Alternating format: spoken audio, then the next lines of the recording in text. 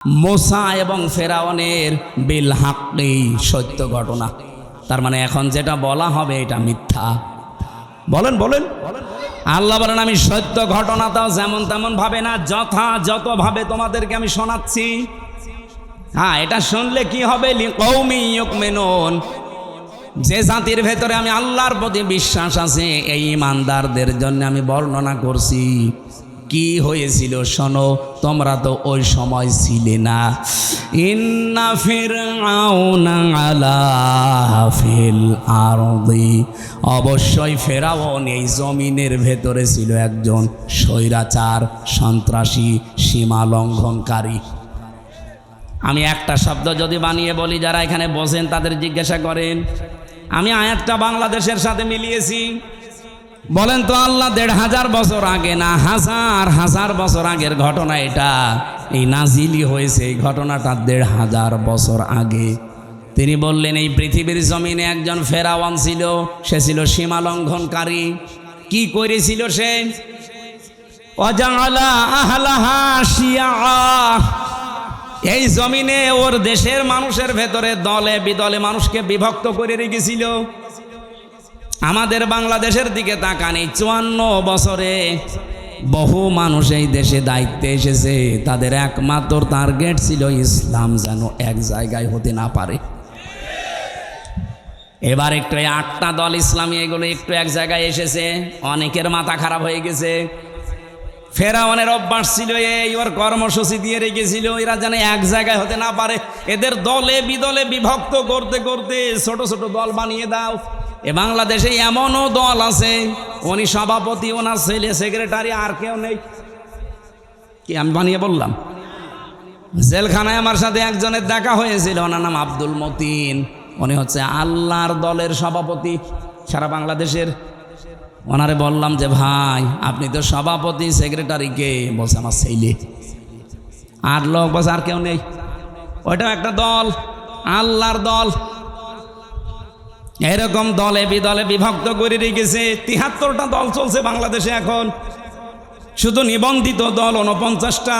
বাংলাদেশে আরও যেগুলো আছে আমি সেই দিন হিসাব করে দেখলাম ৭৩টার উপরে। তাহলে এই যে ফেরাউন এই কাজ করেছিল হাজার হাজার বছর আগে, আর এই লেডিস ফেরাউনও আমাদেরকে দলে বিদলে বিভক্ত করে রেখেছিল এই কয় বছরে। ফেরাউনের সাথে দেশের কাজ মিলছে না। ফেরাউনের কাজ আর একটা ছিল, ইস্তাদিউ তাইফাতাম মিনহুম ইউযাব্বিহু আবনাহুম ওয়া ইস্তাহয়ী নিসাহুম। ওই ফেরাউন দুর্বল করে রেখেছিল এই দলে দলে বিদলে বিভক্ত করে। ওই দেশে পুরুষদেরকে সে মেরে ফেলতো আর মেয়েদেরকে সে বাঁচিয়ে রাখতো। এর দুইটা অর্থ হতে পারে। হয়তো সন্তান হত্যা করেছিল লাখের উপরে, আপনারা জানেন। পুরুষদেরকে মেরে ফেলার অর্থ কি? এই ফেরাউন লেডিস যেটা বিদায় নিয়েছে এইটাও কিন্তু এই কাজ করেছিল। পুরুষদেরকে সরাসরি হয়তো জবাই করে মেরে ফেলেনি, কিন্তু একটা মানুষ যোগ্যতা সম্পন্ন হওয়ার পরে শুধু দলীয় পরিচয় দেখে তার চাকরি হয়নি, তার মানে তাকেও মেরে ফেলার সামিল। আমি কথা বোঝাতে পারিনি? মাওলানা এনামুল হক যেখানে ওঠার কথা, যেই জায়গায় ওনার শুধু দলীয় পরিচয় থাকার কারণে ওই জায়গায় উঠতে দেয়নি, ওনারে বসিয়ে রেখেছে সেই যে নিচের চেয়ারে ওখানে। ওখান থেকে অথচ 15 বছরে ওনার ওঠার কথা 5 সিঁড়ি পার হয়ে। এই যে উঠতে না দেওয়া এটাও মেরে ফেলার সামিল। এই কথা বলেন না কেন? আমার সামনে আমি নিজে মনে করেন আমার রোল নাম্বার 1, 50 নাম্বার স্যার, তারে এনে আপনি বসিয়ে দিয়েছেন চেয়ারে। বলেন তো আমাকে মেরে ফেলা কিনা? ফেরাউন এটা করেছিল ওই জামানায়, আর এই জামানায় ফেরাউন এখন ঠিক এই কায়দায় পুরুষদেরকে অলরেডি শুধু ইসলাম মানার কারণে মেরে ফেলেছে। ঢাকা বিশ্ববিদ্যালয়ে মাদ্রাসার ছাত্র ছাত্রীরা ভর্তি হতে পারবে না, অথচ আমার চাইতে অনেক অগাছে ভার্সিটি ভর্তি হতে পারবে। ইসলামকে তারা কোন জায়গায় নিয়েছে? ক্লাস 5 এবং 8-এ বৃত্তি পরীক্ষায় আগে 100 মার্ক ছিল, এই জালেমরা এসে ওইটাও তুলে দিয়েছে। এর যে কিছুদিন আগে 2 নবীর নাম নিয়ে যিনি বসে আছেন, ডক্টর মোহাম্মদ ইউনুস। কয় নবী? 2 নবীর নাম। অথচ গানের মাস্টার নিয়োগ দিল, শরীর চর্চার মাস্টার নিয়োগ দিল, 1 থেকে 5 পর্যন্ত একটা আলেম মাওলানা নিয়োগ দিতে পারে নাই। এই কথা বললেন না কেন? এই দাবি নাটোরবাসী করে কিনা যে আমরা প্রত্যেকটি প্রতিষ্ঠানে 1 থেকে 5 পর্যন্ত একজন আলেম মাওলানা টিচার চাই? এই দাবি আছে কার? দেখে লিল্লাহি তাকবীর। দেখেন তো, হাত তোলেন কে? দেখেন, এটা রেকর্ড হচ্ছে, তোলেন। আপনি কোরআনের পক্ষে আছে এটা আজকে হাত তুলে দেখান। ডক্টর মোহাম্মদ ইউনূসের কাছে যদি নাও যায়, এটা আরো সে চলে গেছে ইনশাআল্লাহ। ইব্রাহিম নবীর পক্ষে একটা ব্যাঙ পেশাব করেছিল, তাই আল্লাহ তারে কবুল করে নিয়েছে, তার পেশাবও পাক। আর আপনি আজকে কোরআনের শিক্ষার পক্ষে হাত তুলে কিয়ামতের দিনে হাত আপনাকে জান্নাতে নেওয়ার জন্য চেষ্টা চালাবে ইনশাআল্লাহ। আমার ভাইরা, তাহলে পুরুষদেরকে মেরে ফেলতো আর মেয়েদেরকে সে বাঁচিয়ে রাখতো ভোগ করার জন্যে, অথবা তাদেরকে দিয়ে জেনা ব্যভিচার করিয়ে করিয়ে সমাজটা নষ্ট করার জন্যে। ইন্নাহু কানা মিনাল মুফসিদিন। আল্লাহ পাক বলেন নিশ্চয় সে ছিল ফাসাদ সৃষ্টিকারী, সীমা লঙ্ঘনকারী, বিশৃঙ্খলাকারী। এ পর্যন্ত আল্লাহ যদি শেষ করে দিতেন, এই আয়াতগুলো আমি বলতাম না। এবার একটা আশার বাণী শুনিয়েছেন, ওয়ানুরিদু আন্নামুন্না। আল্লাহ পাক বলেন আমি একটা ইচ্ছা করলাম। এই এদিকে তাকান, ইচ্ছা করছে আমির হামজা কে? আরো জোরে বলেন। আল্লাহ বলেন আমি একটা ইচ্ছা করলাম। কি?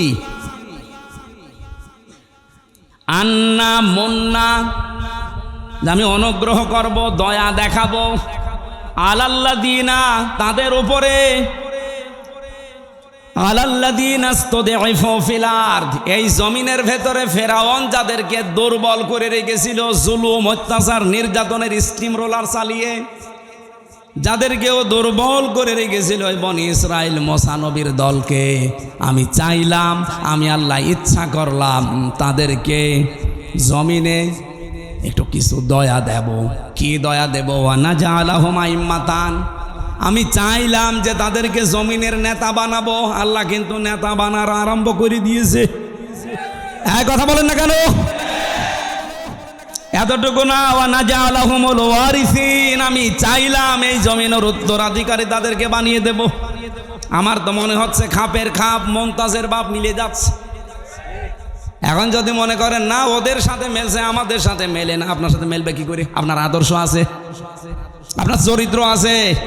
রাত 9টার পরে তো আপনার পা ঠিক মতো মাটিতে পড়ে না।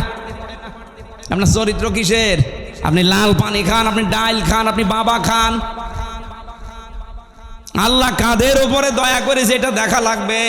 যাদের উপরে ফেরাউন জুলুম, অত্যাচার, নির্যাতনের স্টিম রালি চালিয়েছিল, আমার তো মনে হচ্ছে 54 বছরে যাদের উপরে মিথ্যা তহমত দিয়ে, উল্টাপাল্টা কথা দিয়ে জাতির কাছ থেকে আলাদা করে রেখেছিল, বিশেষ করে 15.5 বছরে সবচাইতে বেশি জুলুম, অত্যাচার, নির্যাতন যে দলের উপরে করা হয়েছে, ওই দলকে আল্লাহ একটা অনুগ্রহ দিয়ে তাদেরকে জমিনের নেতা বানাবে এবং শাসন ক্ষমতা তুলে দেবে। আপনি বলেন মিলছে কিনা? যদি না মেলে আমি আয়াত পড়বো না। আমার তো কোরআন হাদিস পড়ে দেখতে পাচ্ছি, হ্যাঁ একেবারে 100% মিলে যায়। অনুমাক্কিনা লাহুম ফিল আরদ, আল্লাহ বলেন আমি চাইলাম জমিনে আমি তাদেরকে ক্ষমতায় বসাবো। অনুরিয়া ফিরআউনা ও হামানা ও জুনুদাহুমা, আর আমি দেখাবো ফেরাউনকে, হামানকে, হামান মানে মন্ত্রী, ফেরাউনকে আল্লাহ দেখাবে। এখন লেডিস ফেরাউন এখনো বেঁচে আছে, ওকে আল্লাহ দেখাবে। এমনকি ওর মন্ত্রী পরিষদ যারা পালিয়ে আছে তাদেরকেও দেখাবে। ও জুনুদাহুমা, এমনকি তার সৈন্যবাহিনী, তার দলের লোক যারা, তাদেরকেও আল্লাহ নিজে দেখাবে। এখানে ফাইল কর্তা আল্লাহ নিজে। কি করবেন? মিনহুম মা কানু ইয়াহযারুন, যাদেরকে নিয়ে ওরা সবসময় ভয়ে থাকতো, যাদের বিরুদ্ধে মিথ্যা তহমত দিয়ে জাতির কাছ থেকে আলাদা করে রাখতো, আল্লাহ তাদেরকে বসিয়ে ওদেরকে দেখাবে। এই সিদ্ধান্ত কার? আপনার রাগ হয় কোন কারণে? আজ ডাকশো, জাকশো, রাখশো, চাকশো, শাকশো, সব জায়গায় যদি বিজয়ীরা হয়, এই সিদ্ধান্ত নিয়েছেন কে? আরো জোরে। তা আপনার রাগ হয় কোন কারণে? আল্লাহ সিদ্ধান্ত নিয়ে এটা করছে, জমিনের শাসন ক্ষমতা আল্লাহ তাদের দেবে, এ জমিনের উত্তরাধিকারী এবার হবে ইসলাম। আরো জোরে বলেন ঠিক কিনা? এটা দেখতে চান না চর্ম চোখে? 54 বছর তো বিভিন্ন জিনিস আমরা আনকমন দেখেছি, এবার একটু দেখি না কেমন কি লাগে। খালি ইসলাম 5 বছর লাগবে না, 2 বছর চলবে। এই বাংলাদেশ মিনি জান্নাত যদি না হয়, আপনাই আমার কাছ থেকে বুঝে নেবেন। খালি 2 বছর চলতে দেন, কোরআনটা দিয়ে 500 আইন আছে এর ভেতরে। 151 জন যদি এবার যেতে পারে না কোরআন বুকে নিয়ে, এদেশ ঠান্ডা করতে কাউকে লাগবে না, 151 জনই যথেষ্ট। এক অধিবেশনে একটা একটা করে আইন পাশ হবে, আর বাংলাদেশের মানুষের ভাগ্যের চাকা খুলে যাবে। মালয়েশিয়ার মতো দেশ 2004 সাল থেকে 21 বছরে তারা দাঁড়িয়ে গেছে, আর আমরা 54 বছরে দাঁড়াতে পারি নাই, শুধু এই ডাকাতদের কারণে। 1628 জন মানুষ এখন দায়িত্বে আছে। এই মানুষগুলো হযরতে ওমরের মতো বানিয়ে দেন, আল্লাহর কসম এই দেশটা মিনি জান্নাত হয়ে যাবে। প্রশাসনের উপরে যেই মানুষগুলো এখন দায়িত্বে আছে, এদের উপরে যে বৈষম্য চলছে, ইসলাম আসলে এটা প্রথম দূর করা হবে। এই যে পুলিশের 2,13,000 পুলিশ আছে।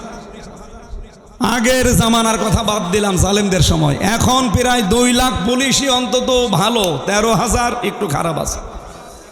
এরপরও ওরা যে বাম হাতের ইনকাম করে, শুধু দোষ ওদের না। আমরা কোরআনে কারিমকে এবার যদি সত্যি জায়গা মতো নিয়ে যেতে পারি, সর্বপ্রথম হাত দেওয়া হবে এই দেশের প্রশাসনে। ওদের প্রথম কাজ হবে, ওরা মেনে চলবে ওদের আইজির কমান্ড। বাংলাদেশে কোনো নেতা খেতা কোনো নেত্রীর কথা ওদের শোনা লাগবে না। 2 নম্বরে 8 ঘন্টা ডিউটির পরে যেই কয় ঘন্টা ওরা ডিউটি করে জনগণের জন্য, ওভার টাইম হিসাবে মাস শেষে বেতন দেওয়া লাগবে। 3 নম্বরে এই যে আজ নাটোর নলডাঙ্গা থানা থেকে, এটা কয় কিলো জানি না আমি, কয় কিলো? 4 কিলো। এই 4-8 কিলো পথ ওরা এখানে এসেছে, এখানে থাকবে সারাদিন। মনে করেন সে দুপুরবেলা এসে এগুলো দেখছে, ওদের খাবার দাবার নাস্তা, এরপরে এই যাওয়া আসার যে বিল, এগুলো কিন্তু ওদের নিজেদের পকেটের টাকা। ওই যা বেতন পায় ওখান থেকে কেটে নেয়, ওখান থেকে খরচ করে।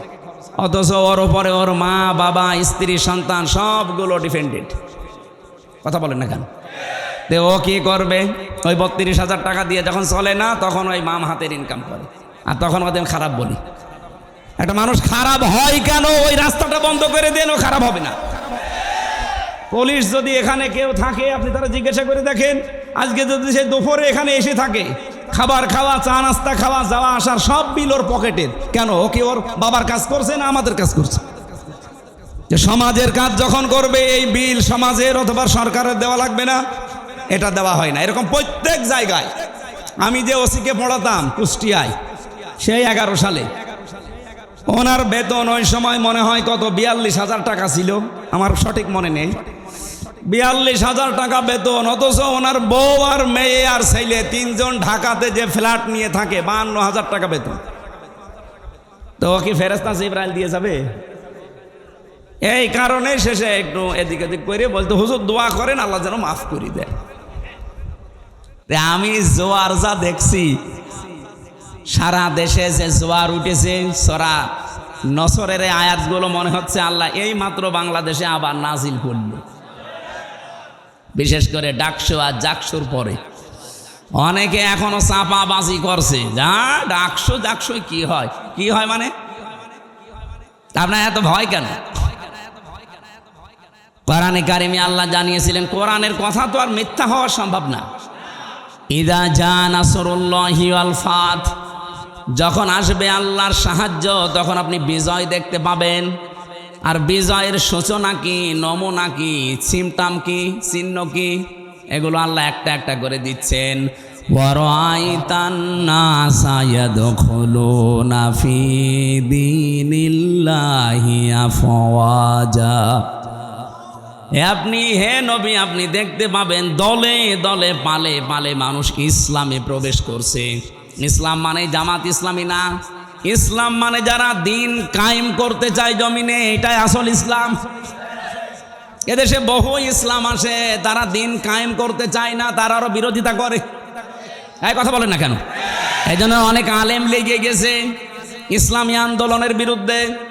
একামতে দিন যারা কায়েম করতে চায় তাদের বিরুদ্ধে ফতোয়াবাজি পর্যন্ত অনেক নাম করা আলেম করছে। আমার নাম ধরা লাগবে? এগুলো তাদের মুখের কথা না, ওদেরকে বলানো হচ্ছে। আপনি দেখেছেন এই দেশের একজন নাম করা পীর, সে পর্যন্ত স্ট্যাটাস দিয়েছে যে এতদিন আমরা জামাত ইসলামের বিরোধিতা করতাম, আওয়ামী লীগের পামে পড়ি। ও সব বলে ফেলিস যে ওদের ধোঁকাবাজিতে, ওদের প্রতারণায়, ওদের কথা মতো বিরোধিতা করতাম। এখন দেখছি এই দেশে ইসলাম ইউনিয়ন থেকে সংসদ পর্যন্ত পূর্ণাঙ্গভাবে চালানোর সব জায়গায় লোক আছে জামাত ইসলামের। অন্য কাউকে দিলে তারা পারবে না, অন্য কোনো হুজুর পার্টিকে দিলে তো পারবেই না। এমনকি জেনারেলকে দিলে আপনি দেখবেন বাবা শাহজালাল সব হালাল হয়ে গেছে। আমরা কি ওই দৃশ্য আর দেখতে চাই না? চ্যাম্পিয়ন হয়েছে বর্বর কয়েকবার, এবার এই দেশ চ্যাম্পিয়ন হবে ইসলাম দিয়ে ইনশাআল্লাহ। এই জন্য আমি নাম নিলাম না, কারণ আলেমদের একটা মর্যাদা আছে। এরা যদি ফিরে আসতে চায় তাহলে এরা আল্লাহর দরবারে আলেম, আর যদি এই অবস্থায় থাকে এদের মরণ হবে বালাম বিন বাওরার মতো। আলেমদের মর্যাদা এত বেশি পড়েছি আমি হাদিসে। বিশ্বনবী জানিয়েছেন কিয়ামতের দিন, আমি এটা এই যে কয়েকদিন আগে আসলাম মদিনা থেকে, মদিনার ইমাম যিনি মসজিদে নববীর অনেক খুতবা দিচ্ছিলেন এলেমের উপরে, ওনার শেষ কথা ছিল এইটা। হাদিসটা উনি আরবিতে পড়ার পরে ব্যাখ্যা করছিলেন আবার আরবি দিয়ে। আমি বাংলায় বলছি, উনি যে কথা বললেন এটার সারমর্ম এটা, কিয়ামতের দিন আলেমদেরকে আল্লাহ যখন বিচার করবেন ওদেরকে আল্লাহ পর্দা দিয়ে ঘিরে নেবেন, আলাদাভাবে ঘিরে নিয়ে বলবে মাওলানা এনামুল হক এই করেছিলি, জিজ্ঞাসা করবে এই করেছিলি, প্রত্যেকটা কথার জবাব দেওয়া লাগবে যে হ্যাঁ। রব্বুল আলামিন ওর মুখের কাকতি মিনতির দিকে তাকিয়ে বলবে গোপনে তোরে মাফ করে দিলাম, কাউকে বলবি না, জান্নাতে চলে যা। কিন্তু সে আলেমও তো আবার থাকা লাগবে। আপনি যদি কোরআনের কোনো বক্তব্য জানার পরেও দুনিয়ার কোনো স্বার্থ পেয়ে, সিদ্ধি পেয়ে যদি গোপন করে রাখেন, আপনি আল্লাহর দরবার আর আলেম নেই, আপনি পুরা জালেম হয়ে গেছেন। আল্লাহ শব্দটা উল্লেখ করলেন আসলাম, এটা সুপারলেটিভ ডিগ্রি। এর চাইতে বড় শব্দ আরবিতে আর হয় না। সব চাইতে বড় জালেম আল্লাহর কাছে ওই লোকটা যে তার জ্ঞান অনুযায়ী, যোগ্যতা অনুযায়ী আমল করে না। এই জন্য যারা এখানে বসে আছে আলেম নাম নিয়ে, তাদের মর্যাদা আর সম্মান এমনি কামনা করি নাই। রব্বুল আলামিন যেন কিয়ামতের দিন ওই হাদিসের আলোকে আমাদেরকেও তার ভেতরে শামিল করে মাফ করে দেন। সামনে বসা মুসলমান ভাইরা, পর্দার আড়ালে সম্মানিতা মা এবং বোনেরা, প্রাণপ্রিয় নাটোরবাসী, আমার বাড়ি তো খুব বেশি দূরে না, কুষ্টিয়া। আমি কুষ্টিয়া থেকে অন্তত 1-150 কিলোমিটারের ভেতরে যদি আসি, আমার মনে হয় যে আমি বাড়ি বসে আছি।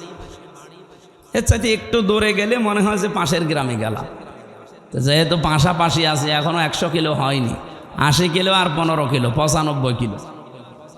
তো সেই হিসাবে আমার মনে হচ্ছে যে আমি কেবল ম্যাডামের কাছে খাবার খেয়ে এই যে উঠলাম। সুতরাং আমরা ঘন্টাখানিক সময় যাচ্ছি, একটু গরম লাগছে বেশি। পেছনে এখানে ফ্যানটাই যে এই জায়গায় দেওয়া যায় না, মানুষের ডিস্টার্ব হয়, এই জায়গায় দেন, অথবা এই যে এটা এই জায়গায় দেন।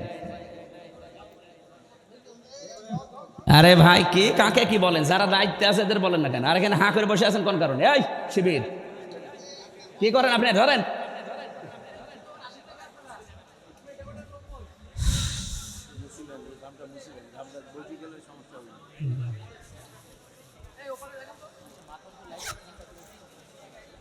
হ্যাঁ দেন, এটা দেন, এই ফ্যানটা দেন, এই ফ্যানটা দেন।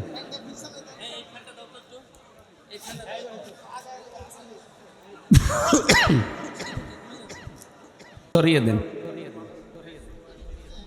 ঠিক আছে।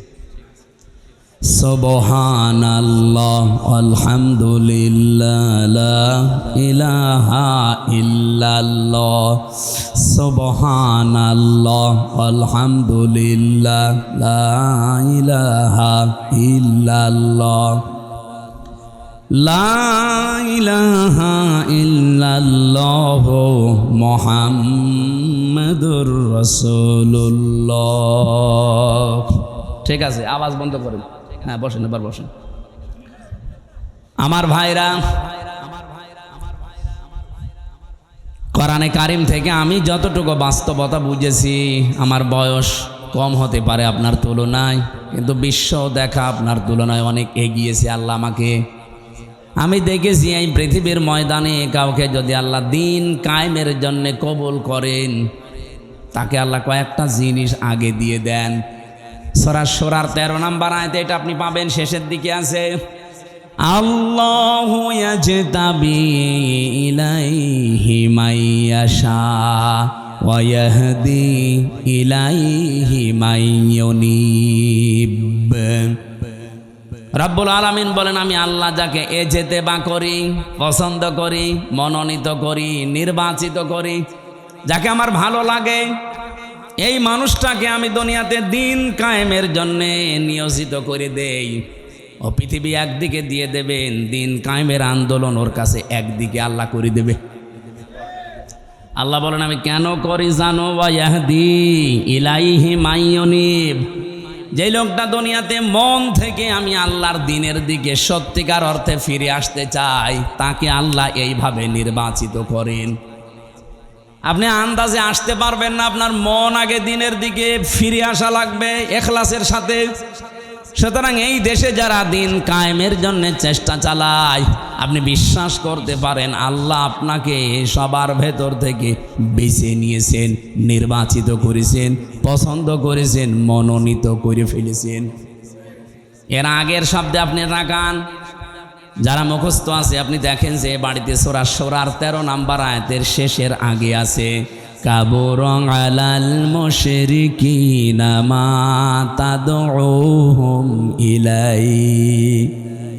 হে নবী, আপনি যেদিকে মানুষকে ডাকেন যে আসো আমরা সবাই আল্লাহর বিধান কায়েম করি, কারণ আপনাকে শুধু আমি না, পৃথিবীর যত নবী পাঠিয়েছি মাত্র 2 জন নবীকে বাদ দিয়ে প্রতিটা নবীর ওপরে আমার আদেশ ছিল আন আকিমুদ্দিন ওয়ালা তাতাফাররাকু ফি, যে দিন কায়েম করো, আল্লাহর বিধান জমিনে কায়েম করো, এ বিষয়ে কোনো মত পার্থক্য করবা না।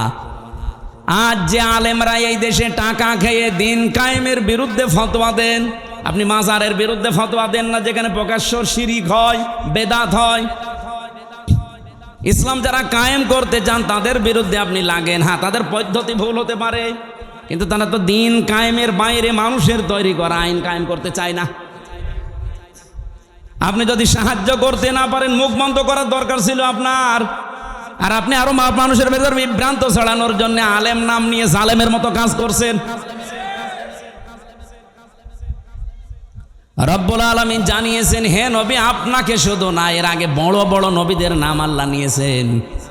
হযরতে ঈসা, মূসা, নূহ, ইব্রাহিম, এত বড় বড় পাওয়ারফুল নবীর নাম নিয়ে বললেন আপনাকেও আদেশ দিলাম, তাদেরকেও দিয়েছিলাম যে দিন কায়েম করেন, আমার বিধান কায়েম করেন জমিনে আগে, আর এই বিষয়ে কোনো মত পার্থক্য, কোনো ফতোয়াবাজি করবেন না। হে নবী, আপনি যেদিকে মানুষকে ডাকতে চান, এই কথা শুনলে সব চাইতে মন খারাপ হবে, খারাপ লাগবে, রাগ করবে ওই মানুষগুলো যারা মুশরিক। বলে আমির হামজা মাটির নিচের ওয়াজ করেন, তো মাটির নিচে আপনি কেমন চলে গেছেন? আপনি তো উপরে আছেন, উপরে থাকতে হলে স্বস্তি, শান্তি, নিরাপত্তা নিয়ে কিভাবে থাকা লাগবে, তো ওইটা এখন তৈরি করা লাগবে না? ঘোষক তো ওইটাই বলছিল যে ওইটা বলেন, কি করে আমরা শান্তি, স্বস্তি, নিরাপত্তা নিয়ে থাকতে পারি।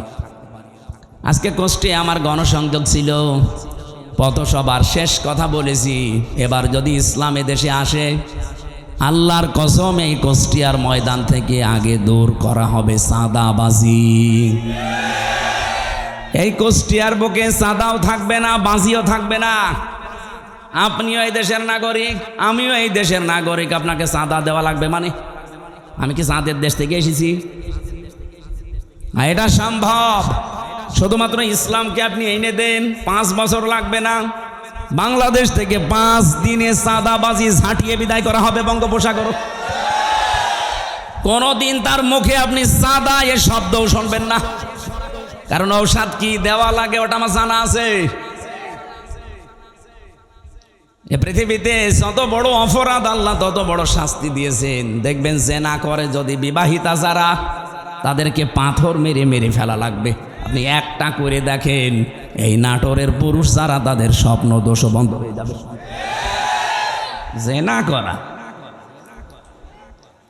আপনার জিনিসপত্র হয়তো উঠবে না, কারণ দৃশ্য মনে হবে ওরে বাবা, পাথর মেরে জাগায় মেরে ফেলছে।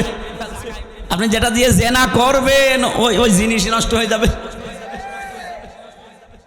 চুরি করলে হাত কেটে দাও, আপনি একটা করেন দেখেন চুরি বন্ধ হয় কিনা। কারণ আল্লাহ পাক ভালো করে জানে যে ঔষধ দেওয়া লাগে কোন জায়গায়। যারা ডাকাতি করে, যারা সন্ত্রাসী করে, যারা চাঁদাবাজ, তাদেরকে বিপরীত দিক থেকে অঙ্গ প্রত্যঙ্গ কেটে দেওয়ার নিয়ম সূরা মায়েদায় আছে। একটা কেটে দেন, আপনাদের নাটোরের কেন্দ্রীয় মসজিদের সামনে অথবা জজকোর্টের সামনে নিয়ে, এই নাটোরে আর কিয়ামতের আগে চাঁদাবাজি হবে না। এটা সম্ভব এবং আমরা পারবো ইনশাআল্লাহ, সামনে আসবে। সুতরাং এই আয়াত থেকে আমি যে থিওরিটা পেয়েছি, আল্লাহর বিধান কায়েমের কথা বললে যাদের মন খারাপ হয় তারা যেন বিশ্বাস করে তারা মুশরিক। আপনি হয়তো বলতে পারেন কি আমি নামাজ পড়ে আসলাম, আরে ভাই আপনি টের পাচ্ছেন না যে কোনো কায়দায় আপনার দ্বারা শিরিক হচ্ছে, প্রকাশ্যে হোক গোপনে হোক। আর যারা শিরিক করে তারা কি বলেন বলেন, এর চাইতে আর স্পষ্ট কি বলা যায়? অবশ্যই আপনার দ্বারা কোনো না কোনো ভাবে শিরিক হচ্ছে, নয়তো আল্লাহ বলতো না যে কাবুরা আলাল মুশরিকিন, যে মুশরিকদের কাছে খারাপ লাগবে। মা তাদউহুম ইলাই, আপনি যেদিকে মানুষকে ডাকছেন এই কথা শুনলে সবচাইতে বেশি খারাপ লাগবে, মন খারাপ হবে, রাগ করবে। এমনকি ওয়াইদা তুতলা আলাইহিম আয়াতুনা বাজ্জিনাতিন তারিফু ফি ওয়ুহিল্লাযিনা কাফারুল মুনকার। এটা সূরা হজের 58 কি সূরা হজের 70-72 নম্বর আয়াতের ভেতরে আছে। রব্বুল আলামিন বলেন, হে নবী, যখন কোরআনের ব্যাখ্যাগুলো আপনি বিশ্লেষণগুলো তেলাওয়াত করে করে শোনাবেন, তখন দেখবেন যে মানুষগুলো বুঝে ফেলেছে যে কি বলতে চায়। আপনার প্রতি দেখবেন ওরা মাত্র শরবত নিয়ে মিষ্টি নিয়ে আসবে না, ওরা আপনাকে মনে হবে খেয়ে ফেলবে। আমারও তো মনে হচ্ছে আয়াতটা বাংলাদেশে এখন মিলে যাচ্ছে। বল হুজুর কোরআনের কথা বলবেন, তা আমি কি এটা বাইরের কথা বললাম? কোরআনটা আমি আমার মন মতো গলার সুর দিয়ে আমি যখন তেলাওয়াত করি আপনার ভালো লাগে। ওটা মাতৃভাষায় বলতে গেলে আপনার কাছে মনে হয় যে নিজের দিকে যাচ্ছে, নিজের দিকে যায়। এই কারণে, কারণ আপনি এই কাজগুলো দুনিয়ায় করেন। অনেক জেলায় যাওয়ার পরে আমার কানে কানে মুখ নিয়ে বলে, হুজুর আমার বিরুদ্ধে বলবেন না। তা আমি আপনার বিরুদ্ধে বলবো? আপনার আমি চিনি।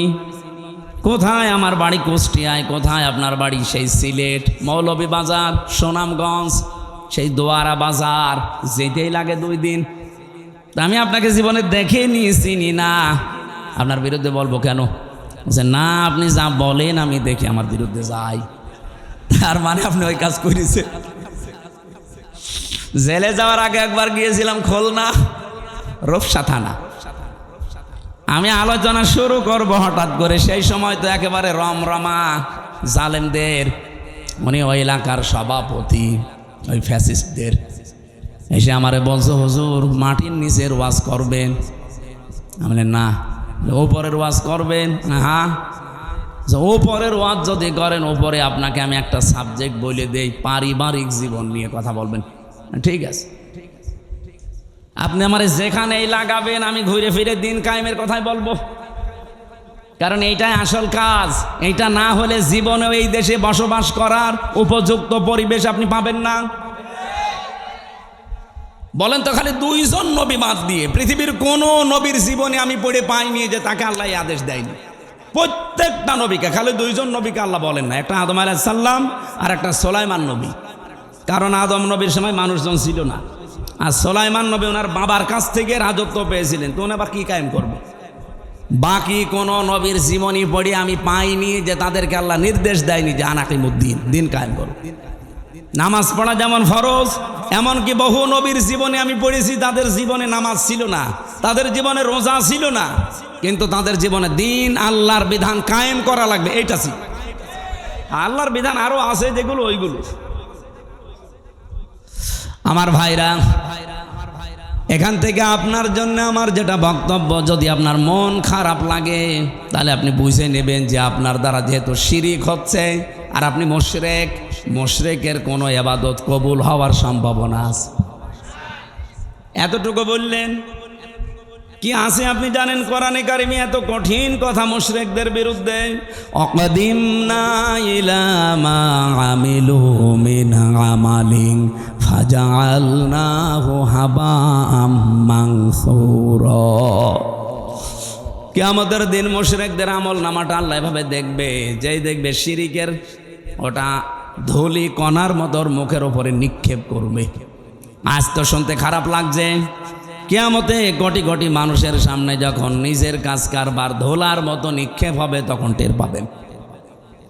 সব চাইতে বড় আশ্চর্য কথা কোরআনে মুশরিকদের বিরুদ্ধে, ইন্নাহু মাই ইউশরিক বিল্লাহ ফাকাদ হারামাল্লাহু আলাইহিল জান্নাহ ওয়া মাআওয়াহুন নার। রব্বুল আলামিন বলেন, আমি আল্লাহ নিজে হারাম করে দিয়েছি জান্নাতটা মুশরিকদের জন্য।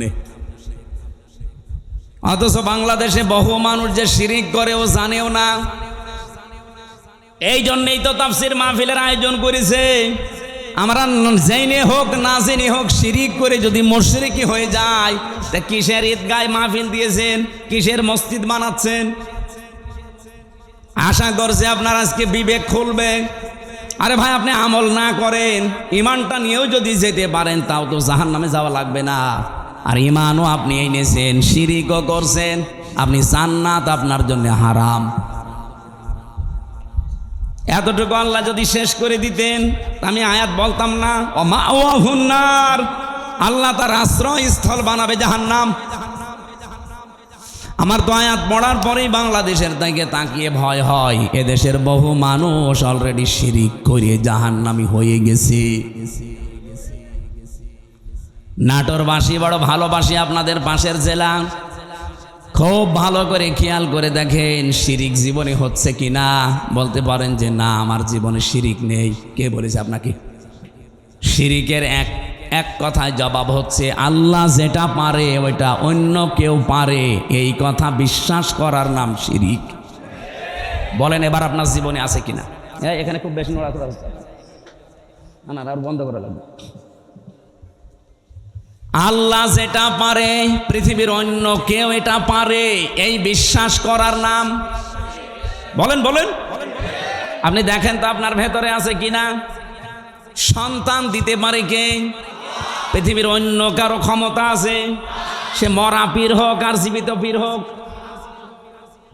এমনকি কত মানুষ দেখি জেনে কি না জেনে করে আমি জানি না, আমার এসে বলো হুজুর আপেল পড়িয়ে দেন। কেন? সেদিন বগুড়াতে পেয়েছিলাম, এক লোক এসে আপেল নিয়েছে, বলছে হুজুর আপেল পড়িয়ে দেন। কেন? বলছে আমার বারবার 4টা মেয়ে হয়েছে, আমি খুব আশা করে আসি এবার যেন ছেলে হয়। আপনি এমন আপেল পড়বেন যেন এবার ছেলে হয়। আপেল পড়িয়েছিলাম, সূরা ফাতিহা দিয়ে ফু দিয়ে ফেলে দিলাম। আপেল কই? ফেলে দিয়েছি। ফেলে দিলেন মানে? আরে ভাই, আপেল পড়ে যদি ছেলে হয় তা আমার 3টা মেয়ে হইতো না? আমার তো আগে ছেলে হইতো। ম্যাডামরা শুধু আপেল খাওয়াতাম। কি বিশ্বাস মানুষ! আমির হামজা না, আমির হামজার বাবা আপেল পড়লে ছেলে হবে? বলে এটা দেওয়ার দায়িত্ব কার? এর একচ্ছত্র মালিকানা অন্য কাউকে আল্লাহ দেয়নি। একটা একটা করে আমি কয়েকটা বলবো শুধু শিক্ষার জন্যে। 2 নম্বরে, আল্লাহ যেটা পারে ওটা অন্য কেউ যেহেতু পারে না। আর কেউ যদি মনে করে যে অন্য কেউ পারে, তাহলে সে শিরিক করলো। আর শিরিক করলে সে কি? বলেন বলেন। মুশরিকের জন্য জান্নাত হারাম, জাহান্নাম ওয়াজিব। মুশরিকের কাছে খারাপ লাগবে আল্লাহর বিধানের কথা কায়েম এ কথা বললেই। এ কথাগুলো কার? একটাও কি আমি বানিয়েছি? না, সব দলিল দিয়েছি, কিন্তু আমি সূরা শূরার 13 নম্বর আয়াতের শেষের দিকে, সূরা মায়েদায় আছে। প্রত্যেকটা আয়াতে আল্লাহ সাজিয়ে দিয়েছেন একটা একটা করে। সূরা ফুরকানের 23 নম্বর আয়াতে আছে। এই জন্য বাড়ি যে আয়াতগুলো মিলিয়ে দেখবেন আপনার ভেতরে যেন শিরিক চলে না আসে। আমার এবার প্রশ্ন 2 নাম্বার, এই জমিন বানিয়েছে কে? এখানে অন্য কারো হালকা কোনো সাহায্য আছে না। আপনি হিন্দুকেও জিজ্ঞাসা করেন, উনিও বলবে এই জমিন আল্লাহ বানিয়েছে। আল্লাহ যদি নাও বলে ভগবান বানিয়েছে, তো ওরা যাদের ভগবান বলে আমরা আল্লাহ বলি, জিনিস একই। ওরা হয়তো ওই বাপ দাদার নিয়ম নীতি মেনে আসতেছে, এই জন্যে সরাসরি বলতে পারে না। এই দিন জমান নামাজ পড়িয়েছি কুষ্টিয়ায়, ওখানে 100 ঘর হিন্দু, কয়েক ঘর মুসলমান একটা মসজিদ বানিয়েছে। ওরা মন্দির দেখাতে নিয়ে গেল। বড় বড় যারা মানে হর্তা কর্তা সব এসে বলছে আপনার ওয়াজ আমরা শুনি। ওয়ালা ইনসা আলতাহুম মান খালাকাস সামাওয়াতি ওয়াল আরদা লা ইয়াকুলুন্না আল্লাহ। হে নবী, আপনি যদি আবু জেহেলকেও জিজ্ঞাসা করেন আসমান জমিন কে বানিয়েছে, ও বলবে আল্লাহ বানিয়েছে। তো ওদের ভেতরেও দেখলাম হ্যাঁ এরকম একটা পরিবেশ আছে, কিন্তু মুখ ফুটে বলতে পারছে না। সবার ভেতরে আমার আল্লাহ আছে, কিন্তু এই মানুষটা হয়তো তার পরিবার অথবা তার সমাজের কারণে মুখ ফুটে বলতে পারে না। যাদের বিবেকটা কাজে লেগে যায় ওদেরকে আর থামাতে পারে না। সেদিন যশোরের এক কলেজের অধ্যাপক হিন্দু, ওনারে বলেছিলাম যে স্যার আপনি তো বিসিএস ক্যাডার, আপনার জ্ঞান আছে আমি জানি, আপনি আমার ধর্মীয় গ্রন্থ কোরআন আরবিতে পড়ার দরকার নেই, আপনি পড়তে পারবেন না। আপনাকে আমি ইংরেজি ভার্সন দিচ্ছি অথবা বাংলা, একবার বুঝে বুঝে পড়াটা পড়বেন। 3 মাস সময় দিয়েছিলাম যে 3 মাস পরে আপনার সাথে আমি দেখা করব। 3 মাস পরে দেখি আল্লাহর বান্দা নিজের থেকেই মুসলমান হয়ে গেছে। এজন্য বিবেক যদি হালকা কাজে লাগে ওরে আর আপনি ধরে রাখতে পারবেন না। কারণ পৃথিবীর মানুষ সবাই জানে যে পৃথিবীর সব ধর্মগুলো ভুয়া ধর্ম, বানানো ধর্ম, শুধু ইসলাম আল্লাহ পাঠিয়েছেন। এই জন্য অন্যান্য ধর্মে যারা আছে বাইরের দেশগুলোতে গেলে আমি দেখেছি খ্রিস্টানদের সাথে আমি কথা বলেছি, ইহুদিদের সাথে বসে কথা বলেছি, ওদের চেহারা দেখলে আপনি জীবনও টের পাবেন না যে ইহুদি। আমার তো আর জব্বা কত বড়, আমার চাইতে বড় জব্বা গায়ে দেয়। আমার তো আর দাড়ি কয়টা, ওর দাঁড়িয়ে পর্যন্ত, মাথায় পাগড়ি বাঁধা, ওর স্ত্রী সাথে আছে 5-6টা ছেলে মেয়ে, হাত মোজা পা মোজা পরা, দেখলে মনে হবে যে জিবরাইলের ছোট ভাই। নাম জিজ্ঞাসা করি যখন তখন টের পাই যেত ইহুদি। যেই বলে যে আপনার নবীর নাম কি, বলে জোসেফ। জোসেফ মানে মোসা। ইহুদি মোসা আলাইহিস সালামের অনুসারী দাবি করে। এই তখন বুঝি আরে তো মুসলমান না, জোসেফ বলছে মানে মোসা নবীকে মেনে চলে ওরা, যদিও মোসা কেউ মানে না। খ্রিস্টানদের সাথে দেখা হয়েছিল আমেরিকায়, জিজ্ঞাসা করলাম ভাই ইংরেজিতে হ্যালো ব্রাদার, ওনারে আমি যত ভালো প্রশ্ন করলাম একটা একটা করে। প্রথম প্রশ্ন ছিল যে আপনার হোয়াট ইজ ইয়োর নেম। ওনার নাম বলার পরে আমি টের পেয়েছি যে না এ মুসলমান না। কারণ ইহুদির নামের সিরিয়াল আমি জানি, খ্রিস্টানদের নামের সিরিয়াল আমি জানি, বৌদ্ধদের নামের সিরিয়াল আমি জানি। এর নাম শুনলেই বুঝি। যখন বলি যে আপনার নবীর নাম কি, হোয়াট ইজ ইয়োর প্রফেট, ও তখন বলছে আমার নবীর নাম হচ্ছে যিশু।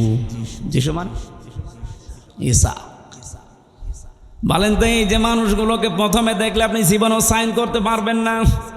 এত সুন্দর চেহারা, ধবধবে ফর্সা, দাড়ি মানে পাগড়ি এবং জব্বা গায়ে, বিশাল সাদা জব্বা গায়ে, স্ত্রীর সাথে আছে, একেবারে চোখও দেখা যায় না, হাত মোজা পা মোজা দেওয়া।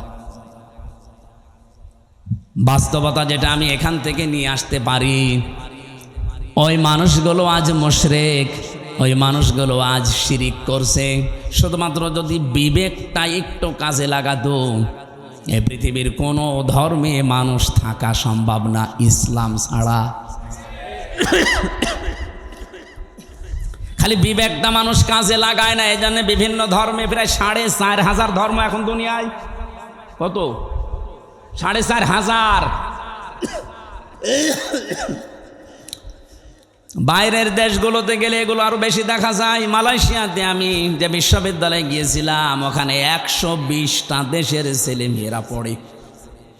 আপনি চিন্তা করতে পারেন, 120টা দেশের মানুষ ওখানে পড়ে, তাহলে এক একজনের ভাষা এক একটা, 120টা ভাষায় তারা কথা বলে আলাদা আলাদা, কিন্তু নিজেরা যখন কথা বলে আমাদের সাথে তখন ইংরেজিতে বলে। আমি মালয়েশিয়া ইন্টারন্যাশনাল ইসলামিক ইউনিভার্সিটি, এটা আমাদের কুষ্টিয়া ভার্সিটির চাইতেও প্রায় অন্তত 15-20 ডবল বড় হবে, এত বড় বিশাল এরিয়া। বাসে করে গাড়িতে করে যাওয়া লাগে এক ক্লাস থেকে আরেক ক্লাসে। আমি যাদের সাথে ঘুরছিলাম, থাইল্যান্ডে বাড়ি কয়েকজনের, রাস্তায় ঘুরছি রাত তখন প্রায় বাজে রাত 2টা। হঠাৎ দেখে একটা মোবাইল পড়ে আছে, উনি ওনার ভাষা দিয়ে বলছে, আপনার বাড়ি তো বাংলাদেশে, এই মোবাইলটার পাশ দিয়ে যদি শুধু বাংলাদেশ আর ভারতের ছেলে মেয়েরা না যায়, তো কিয়ামত পর্যন্ত পড়িয়ে থাকবে, কেউ নেবে না। আমার কি সুনাম করলো না, বাস দিল। আমরা বলছি বাংলাদেশ আর ভারতের ছেলে মেয়েরা যদি যায়, ও গায়েব করে ফেলবে। পৃথিবীর এখানে প্রায় 120টা দেশের ছেলে মেয়েরা আছে, কেউ এর পাশ দিয়ে গেলে ঘুরেও তাকাবেন না যে লোকের জিনিস আমি কেন নেব। কিন্তু আপনারা যে এমন মানুষ, আমি ওনারে পরে হাসির ছলে বললাম যে ভাই, আপনি কি আমার সুনাম করলেন না, বাস দিলেন।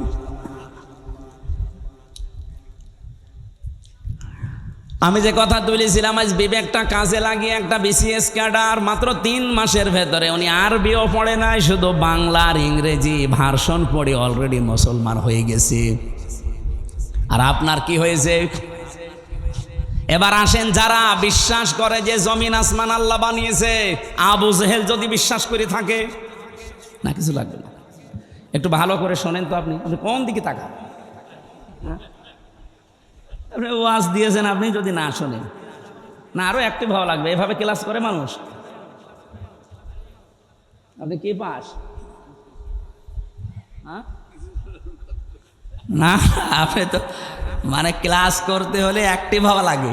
এইভাবে ক্লাস করা যায়? এই যে স্যার বসে আছে, জিজ্ঞেস করেন তো, এইভাবে ক্লাস নয় মানুষ। আরো অ্যাক্টিভ হন ভাই। আমি যে কথা বলি ওখান থেকে দেখবেন একটা শিক্ষা বের হবে। আমি আন্দাজে কোনো কথা পাঁচাল পারি না, অবশ্যই এখানে একটা শিক্ষা আছে, নাই তো বলতাম না। কি আছে সেইটা বের করার জন্য এই যে আন্টি শান্টি করছি।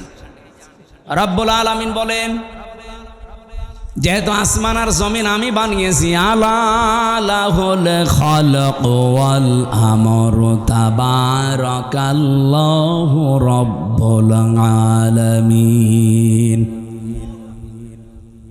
বানিয়েছেন যিনি, হুকুম চলবে তার, এ বিধান কার? তাহলে আপনার বিবেকের কি বলে যে জমিন আসমান আল্লাহ বানিয়েছে আর এখানে চলবে মানুষের তৈরি করা আইন? একটা কথা হইল।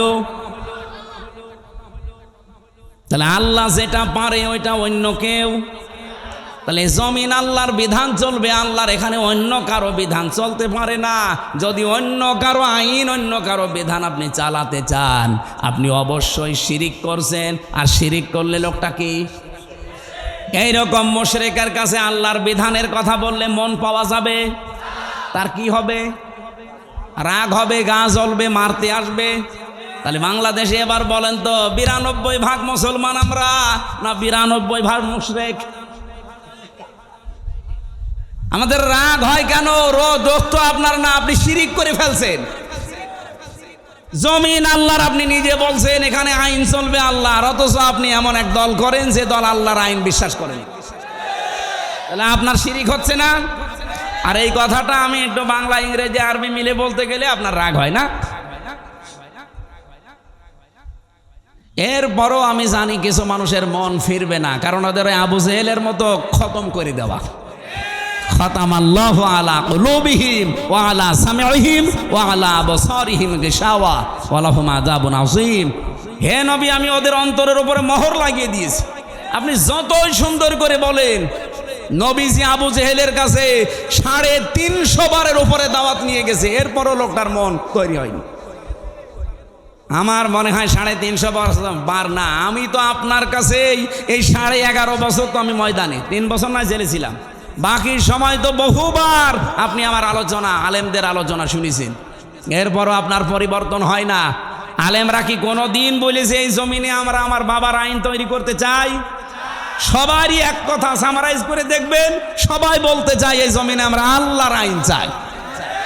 এইটা শুনলে যদি কারো রাগ হয়, সে যেন বিশ্বাস করে তার দ্বারা কোনো না কোনো ভাবে শিরিক হচ্ছে, আর শিরিক হলে সে লোকটা মুশরিক, এই জন্য তার গা জ্বলে। এবার কার খারাপ লাগবে এবার আপনি নিজে মিলিয়ে নিন, আপনি কি আসলে মুসলমান না মুশরিক। দরুদ আর সালাম পাঠ করার মাধ্যমে আমরা তেলাওয়াতকৃত আয়াত, যেটা আমি ছোট্ট ছোট্ট দুইটা আয়াত পড়েছি, 6666টি আয়াত, এটা প্রসিদ্ধ, আর বিশুদ্ধ হচ্ছে 6236টা আয়াত। এর ভেতরে মাত্র দুইটা আয়াত পড়েছি, আমি আগে পরও পড়তে পারতাম। এই দুইটা আয়াত থেকে কিছু কথা তাফসির আকারে শোনাতে চান। আপনারা তাফসির মাহফিল লিখেছেন, অথচ এখন চলছে নবীজির জন্মের মাস, সিরাত লিখে দিলে আমরা ওইভাবে সাজাতাম। যেহেতু তাফসির লিখেছেন, আমরা তাফসির আকারে কথা বলবো, শুনবেন তো নাকি? লাগবে না।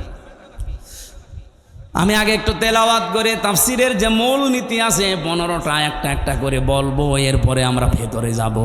আউযু বিল্লাহি মিনাশ শাইতানির রাজিম। তিলকা আয়াতুল কিতাবিল মুবিন। হ্যাঁ, এখান থেকে এবার একটা শিক্ষা বের হবে।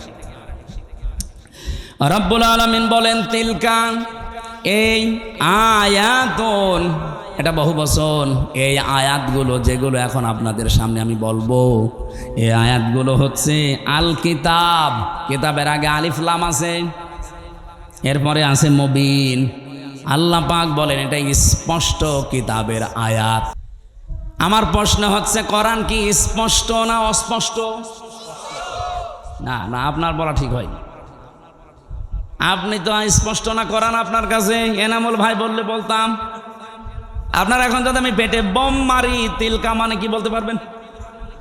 আপনার কাছে স্পষ্ট হয় কি করে? তার মানে আমি ওই মানের লোক চাচ্ছিলাম। এখান থেকে ডানে বামে এই আলেমগুলো যদি বলতো স্পষ্ট, আমি কম প্রশ্ন করতাম না। যারা সবাই একবারে বললেন আমার কাছেও কোরআন স্পষ্ট না, আপনি মিথ্যা বলেছেন। কিতাব যদি আপনি স্পষ্ট করতে চান, কিতাবের কাছে আসা লাগবে। কথা বলেন না কেন? আপনি এই যে বয়সে আছেন, এই বয়সে এখন মাদ্রাসায় ভর্তি হয়ে সময় দিতে পারবেন? এই কথা বললেন না? আপনার বয়স এখন 55 বছর, আপনি এখন মাদ্রাসায় ভর্তি হয়ে সময় দিতে পারবেন? ওই 8 বছর 9 বছরে ভর্তি হয়ে যেভাবে পড়ছে, পারবেন না। কিন্তু আল্লাহর একটা বিশেষ অনুগ্রহ এই বাংলাদেশের উপরে। এই দেশে এখন এমন একটা মাদ্রাসা, এমন একটা বিশ্ববিদ্যালয় আছে যেখানে ভর্তি হয়ে গেলে আপনাকে কোরআন শিখাবেই। সেটা বাংলাদেশে জামাত ইসলামী। আপনি হয়ে দেখেন, 15টা পয়েন্ট পূরণ করা লাগে প্রতিদিন। এই লোকটা খুব শিক্ষিত না, আমি ওনাকে চিনি, ম্যাট্রিক পাসও করে নাই, কিন্তু এই জায়গায় আসার কারণে ওনাকে বিশ্ববিদ্যালয়ে ভর্তি হওয়ার সিস্টেম করে দেওয়া হয়েছে। প্রতিদিন কোরআন শরীফ শুদ্ধ করে পড়া লাগবে। আবার কয় আয়াত পড়বেন, বুঝে পড়েন না, আন্দাজে পড়েন, আবার লেখা লাগবে। 1 মাস পরে আবার দায়িত্বে যারা আছে তাদের দেখানো লাগবে। এর চাইতে বিশ্ববিদ্যালয় কোথায় পাবেন আপনি? আর আপনার যে বুড়ো বয়সে কোন ভার্সিটি আপনাকে নেবে? যেন আসেন এই বিশ্ববিদ্যালয়ে, আপনাকে আলেম বানানো হবে। খুব বেশি দিন লাগবে না, মাত্র 6 মাস আপনি সময় দেন, আমি গ্যারান্টি দিচ্ছি আপনি এই দেশের বহু আলেমের চাইতে জ্ঞানী হয়ে যাবেন। আমার কথার অর্থ আপনি বুঝেছেন? আপনি স্পষ্ট হন কোরআনের কাছে এসে। বহু আলেম কোরআনের এই শব্দগুলো জানে না, কেন আলিফ লাম দেওয়া হয়েছে এটাও বলতে পারে না। আমার মনে হয় এখানে যদি 100 জন আলেম থাকে, 50 জন বলতে পারবেন যে আলিফ লামের নাম কি। আলিফ লাম 4 প্রকার। এখানে যেটা আছে এটা নির্দিষ্ট করার জন্য আল্লাহ দিয়েছেন। কেন দিলেন? এই পৃথিবীতে কিতাব বলতে একটাই, কোরআন শরীফ। কোরআন বাদ দিয়ে পৃথিবীর যত বই আছে সব কোরআনের ব্যাখ্যা। যেভাবেই লেখেন না কেন ওটা কোরআনের ব্যাখ্যার ভেতরে পড়বে। আপনি যদি চাঁদ নিয়ে লেখেন, চাঁদের কথা কোরআনে নেই। বলেন বলেন। যদি এই জমিন নিয়ে লেখেন, জমিনের কথা কোরআনে নেই। যেটাই করবেন ওগুলো আসলে কিতাব না, ওগুলো কিতাবের ব্যাখ্যা। কিতাব কয়টা? আরো জোরে, কেমন কিতাব? স্পষ্ট বলেন বলেন। আল্লাহ পাক বলেন আলহামদুলিল্লাহিল্লাযী আনজালা আলা আবদিহিল কিতাবা ওয়া লাম ইয়াজআল লাহু ইওয়াজা। প্রশংসা করা লাগবে আমার। কেন? আমি আমার বান্দাকে কিতাব দিয়েছি। কিতাব কেউ দিতে পারে না, আল্লাহ নিজে পাঠিয়েছেন এটা তার বান্দার কাছে। এমন কিতাব দিলেন ওয়া লাম ইয়াজআল লাহু ইওয়াজা, যে কোরআনের ভেতরে, কিতাবের ভেতরে কোনো বক্ষতা নেই, যেখানে কোনো গোপন কথা আপনি পাবেন না। কোরআনে যা আছে সব স্পষ্ট কথা, সব ওপেন কথা। কোনো গোপন কথা আছে? আরো জোরে বলেন। এজন্য কোরআনের নিয়মই এইটা, এর কাছে যদি কেউ বুঝে শুনে আসে সে আর জীবনেও গোপন থাকে না, সে ওপেন হতে চায়। আর আমরা এমন কিতাবের আলেম, এত স্পষ্ট চলছে দুনিয়া এখন, এত সহজ হয়ে গেছে, এরপরেও বলে হুজুর আমি গোপনে আছি। কি কিতাব পড়ে আলেম হয়েছে যে এতদিনে গোপন থাকা লাগবে? হযরত ওমর যেদিন শুধু কোরআন পড়েছিলেন সূরা তাহা, সঙ্গে সঙ্গে তিনি ওপেন হয়ে গেছেন। আর আমরা এমন হুজুর সারা জীবন তো গোপনে আছি, এখন একটা সুযোগ এসেছে তাও বলছে গোপনে আছি। ও মনে হয় কিয়ামতেও গোপনে থাকবে। আরে ভাই, আপনার কাছে কি মনে হয় এই যে সুযোগটা আল্লাহ তৈরি করে দিয়েছে, দলে দলে মানুষ পালে পালে। আমি তো সারা বাংলাদেশের 630টা থানা ঘুরছি, সারা দেশ আমার এই হাতের ভেতরে। আমি তো দেখতে পাচ্ছি অবস্থা কি। জোয়ার যা উঠেছে, আমার বিশ্বাস ইসলাম এবার সংসদে যাবে। আপনি যতই ষড়যন্ত্র করেন জীবনও ঠেকাতে পারবেন না। বিভিন্ন ষড়যন্ত্রের কথা আসবে, কিন্তু এগুলো মোকাবেলা করার জন্য আমরা দায়িত্ব দিয়েছি একজনকে। কে? আল্লাহুম্মা ইন্না নাজআলুকা ফি নুহুরিহিম ওয়া নাউযু বিকা মিন শুরুরিহিম। আমার জেলখানার 3 বছরের তাহাজ্জুদের নামাজের দোয়া ছিল এটা। আল্লাহ, ইসলামের বিরুদ্ধে, আমার বিরুদ্ধে এই দেশে যারা ষড়যন্ত্রে মেতে আছে, আমি তো পারলাম না, তোমাকে দায়িত্ব দিলাম এদের ষড়যন্ত্রের বিরুদ্ধে, তুমিই যথেষ্ট।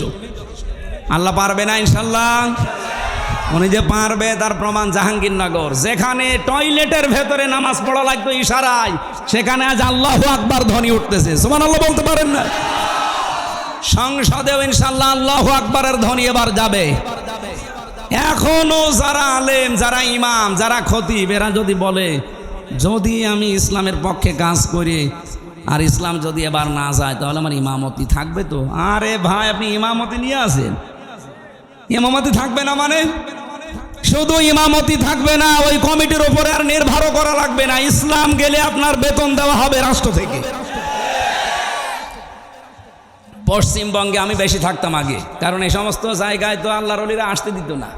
তখন ওই জায়গায় থাকতাম পশ্চিমবঙ্গে। পুরা এলাকা আমি এই বাংলাদেশের মতো চষেছি, ওই পশ্চিমবঙ্গ পুরাটা।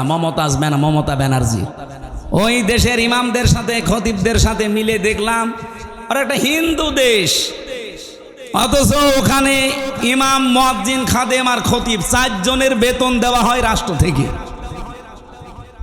মমতা ব্যানার্জি একটা হিন্দু মহিলা, সে যদি বেতন দিতে পারে ইমামদের, খতিবদের, মুয়াজ্জিনদের, আর আমরা ইসলাম নিয়ে গেলে ইমাম, মুয়াজ্জিন, খাদেম, মাদ্রাসা, মসজিদ, আলেম ওলামার বেতন রাষ্ট্র থেকে দিতে পারবো না? শুধু যে টাকা পাচার হয়েছে ওইটা নিয়ে আসতে পারলে তো কিয়ামত পর্যন্ত বেতন দেওয়া যাবে। আপনি জানেন কত টাকা পাচার হয়েছে? এক দরবেশ 36,000 কোটি টাকা পাচার করেছে। 36,000 কোটি। আমার মনে হয় আমার মতো হামজারে কিয়ামত পর্যন্ত গুনতে দিলে আমি গণিত শেষ করতে পারবো না। একজন দরবেশই যদি এই করে, তাহলে যারা ধরবেশ ওরা যে কি করেছে। সেদিন মনে হয় সিঙ্গাপুরে ছিলাম, যে হোটেলে উঠেছিলাম না, মালয়েশিয়া, 118 তলা হোটেল। আমি আর এক হোটেলে, আমি বললাম এত জায়গা এত দূরে আমার রেখে না, আমার কাছে দিন। ওই হোটেলটাও 75 তলা। 75 তলার উপরে উঠে আমি জানালা খুলে দিয়েছি, আমার মনে হচ্ছে যে একটা জান্নাতের মতো বাতাস আসতেছে। ওখান থেকে বললাম একটু নিচে যেয়ে দেখি তো খাবার পাওয়া যায় কিনা। নিচে যেয়ে নামলাম, নেমে দেখি 2 জন বসে বসে, রাত 2টা বাজে চা খাচ্ছে। আমি চেহারা দেখে বুঝে ফেলেছি। আমি যে সালাম দিলাম, আসসালামু আলাইকুম, ও তো বলবে যে ওয়ালাইকুম আসসালাম না, বলছো হুজুর আমরা আগে পালিয়েছি।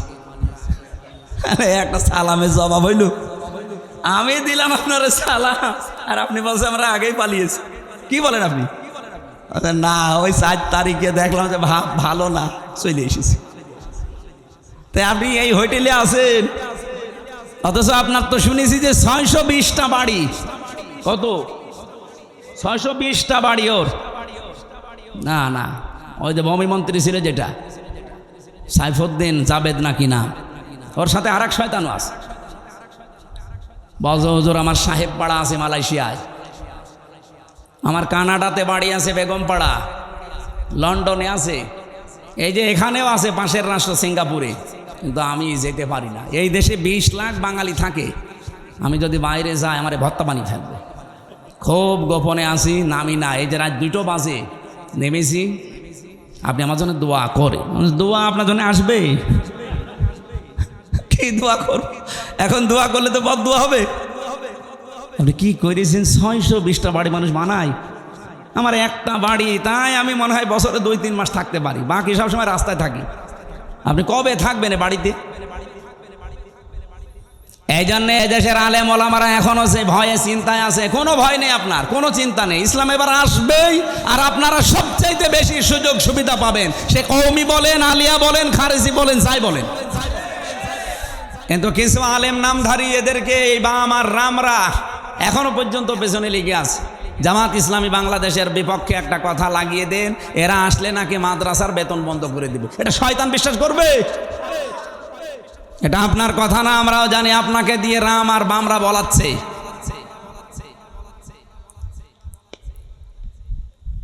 আমার ভাইরা, এখানে কিতাব যেহেতু স্পষ্ট, আমরা স্পষ্ট কথা এবার বলবো। এটা যদি কেউ রাজনীতির গন্ধ খুঁজে মনে করেন এটাও আমাদের মতো ধান্দাবাজি, এক চোর আর একজনকেও চোর মনে করে।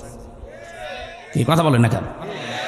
আমি তো কোরআনের আয়াত দিয়ে স্পষ্ট কথাই বলবো এবার, কিন্তু আপনার ভেতরে দোষ আছে। আপনি মনে করবেন আমিও মনে হয় আপনার মতো ধান্দাবাজ। না, আপনার মতো ধান্দাবাজ বাংলাদেশ জামাত ইসলামীতে নেই। কারণ এই দেশে জামাত ইসলামী একমাত্র দল যারা গ্যারান্টি দিয়েছে যদি এই দেশে রাষ্ট্র ক্ষমতায় তারা যেতে পারে, 1 টাকার মালিক তারা হবে না। আমিরে জামাত ঘোষণা দেয়নি যে এই দেশ থেকে যদি কেউ এমপি হয়, মন্ত্রী হয় জামাত ইসলামী থেকে, 5 বছরে তাদের 1 টাকা বাড়বে না। অন্য কোনো দলের লোক এই ঘোষণা দিক, ওই দল থেকে এমপি দাঁড়াবে না। কি কথা বলেন না কেন? আমার নিজের আসনে একজন আছে, উনি ঘোষণা দিয়েছে এই সিট রক্ষা করার জন্য আমি দরকার হয় 50 কোটি টাকা খরচ করব। আপনার কি লাভ? আমার 1 টাকা খরচও নেই, তোলার ধান্দাও নেই। আর আপনি 50 কোটি টাকা যদি খরচ করেন, আল্লাহর কসম আপনি 100 কোটি টাকা মারবেন। এরকম মারিং কাটিং যারা, তাদের মতো আমরা হব এবার। বলেন বলেন। ওরা তো আমাদেরকে এইটাই মনে করে, এই জন্য ট্যাগ দেয় যেটা আমরা নাকি ইসলাম নিয়ে আমরা ব্যবসা করি। কে বলিস আপনাকে? আমরা ইসলাম নিয়ে ব্যবসা করি না, আমরা জান্নাতের টিকিট বিক্রি করি না। জান্নাতে যাওয়া যায় কি করে? আমরা রাস্তা দেখাই। আপনি এভাবে দেখান, আপনারটাও মানুষ যাবে। আপনি দেখাতে পারেন না, আপনি শুধু আছেন মারিং কাটিং এর ধান্দায়। বাবা শাহজালাল কুত্তা বিড়াল সব হালাল, সব হালাল করে নিয়েছে। কুত্তা বিড়াল কি সব হালাল? তো মানুষের কাছে তো মনে হচ্ছে সব হালাল হয়ে গিয়েছে। আল্লাহ এত শত শত ঘটনা দিয়েছেন কোরআনে, তার ভেতরে একটা ঘটনা আমাদেরকে শোনাচ্ছেন আশার সঞ্চার করার জন্যে। দেখেন তো আপনার আশা জাগে কিনা। নাতলু আলাইকা মিন নাবাই মূসা ওয়া ফিরআউনা বিল হক। নাতলু মানে আমি তেলাওয়াত করছি। কে বলেন বলেন? আল্লাহ বলেন আমি তেলাওয়াত করছি আলাইকা, আপনার কাছে বা আপনার উপরে আমি তেলাওয়াত করছি আপনার নিকটে। মিন নাবাই, ঘটনা থেকে। কার ঘটনা? মূসা ওয়া ফিরআউনা, মূসা এবং ফেরাউনের বিল হাক্কি, সত্য ঘটনা। তার মানে এখন যেটা বলা হবে এটা মিথ্যা। বলেন বলেন। আল্লাহ বলেন আমি সত্য ঘটনাটাও যেমন তেমন ভাবে না, যথাযথভাবে তোমাদেরকে আমি শোনাচ্ছি। হ্যাঁ, এটা শুনলে কি হবে? লিকৌমি ইউমিনুন, যে জাতির ভেতরে আমি আল্লাহর প্রতি বিশ্বাস আছে এই ইমানদারদের জন্য আমি বর্ণনা করছি। কি হয়েছিল শোনো, তোমরা তো ওই সময় ছিলে না। ইন্না ফিরআউনা আলা ফিল আরদি, অবশ্যই ফেরাউন এই জমিনের ভেতরে ছিল একজন স্বৈরাচার, সন্ত্রাসী, সীমা লঙ্ঘনকারী।